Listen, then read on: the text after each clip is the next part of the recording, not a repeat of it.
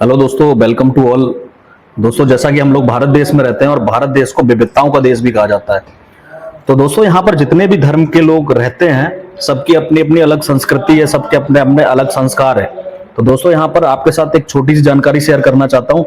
सभी धर्मों की जो अंत्येष्टि की प्रक्रिया है वो अलग अलग है। जैसे आपने हिंदू धर्म में देखा, डेड बॉडी को ये लोग जलाते हैं। मुस्लिम धर्म के लोग डेड बॉडी को मिट्टी में दफना देते हैं। उसी तरीके से यहाँ पर एक पारसी धर्म है। तो दोस्तों, पारसी धर्म में इसका जस्ट बिल्कुल विपरीत होता है। पारसी धर्म में जो अंत्येष्टि की प्रक्रिया है उसको दोख में नासनी भी कहा जाता है।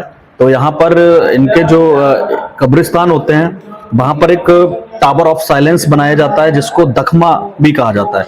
तो दखमा दोस्तों एक टावर ऑफ साइलेंस होता है। वहां पर पारसी धर्म के लोग क्या करते हैं कि जो इनकी डेड बॉडी है वहां पर जाके उस डेड बॉडी को रख देते हैं और सूर्य की रोशनी में वो खुली रखी रहती है।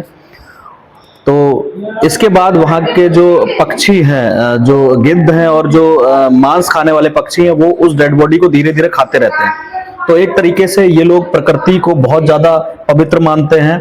तो इनके अकॉर्डिंग क्या होता है कि ये लोग अग्नि में अपनी डेड बॉडी को नहीं जलाते हैं, क्योंकि उनका मानना है कि यदि अग्नि में हमने डेड बॉडी को जलाया तो अग्नि दूषित हो सकती है। इसी तरीके से उन्होंने पृथ्वी को समर्पित नहीं किया डेड बॉडी को। इनको ऐसा लगता है कि जो पृथ्वी है वो इससे दूषित हो सकती है। तो इस तरीके की जो मान्यता है वो पारसी धर्म में है। तो ये लोग क्या करते हैं, अपनी डेड बॉडी को बिल्कुल खुले में रख देते हैं, सूर्य की रोशनी में रख देते हैं। और कुछ समय बाद जैसे जो पक्षी होते हैं, मांस खाने वाले पक्षी होते हैं, वो उस डेड बॉडी को खा लेते हैं। और खाने के बाद जब डेड बॉडी पूरी तरीके से नष्ट हो जाती है, जब हड्डियां बचती हैं, तो जो वहां पर एक छोटा सा कुआं होता है, उसमें ये लोग क्या करते हैं, उन हड्डियों को उस कुएं में डाल देते हैं। तो इस तरीके से ये लोग सोचते हैं कि जो प्रकृति के द्वारा हमें जो शरीर दिया गया है, तो प्रकृति के द्वारा ही इसको नष्ट कराया जाए। तो इस तरीके का जो संस्कार है पारसी धर्म में, उसको ही हम दखमा संस्कार कहते हैं। इसको दोख में नासनी भी कहा जाता है। तो दोस्तों, ये जानकारी आपको कैसी लगी जरा कमेंट सेक्शन में बताइएगा। और पारसी धर्म में जो अंत्योष्टि की प्रक्रिया है वो वर्तमान स्वरूप को देखते हुए कहां तक सही है, इस चीज को आप कमेंट सेक्शन में बताइएगा।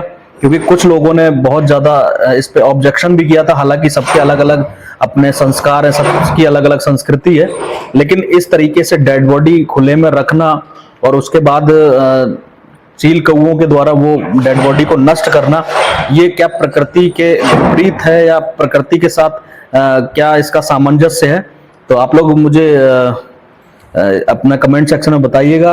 हालांकि सबके अपने अपने संस्कार हैं, सबकी अपनी अपनी संस्कृति है। मैं किसी भी संस्कृति का कटाक्ष नहीं कर रहा हूं या किसी भी संस्कृति की बुराई नहीं कर रहा हूं। तो आपके अकॉर्डिंग ये संस्कार कहां तक ठीक है, अंत्योष्टि की प्रक्रिया कहां तक ठीक है, कमेंट सेक्शन में मुझे बताइएगा। और नेक्स्ट वीडियो में मिलेंगे एक नए टॉपिक के साथ। तो वीडियो देखने के लिए बहुत बहुत धन्यवाद आपका, बहुत बहुत आभार। Thank you very much.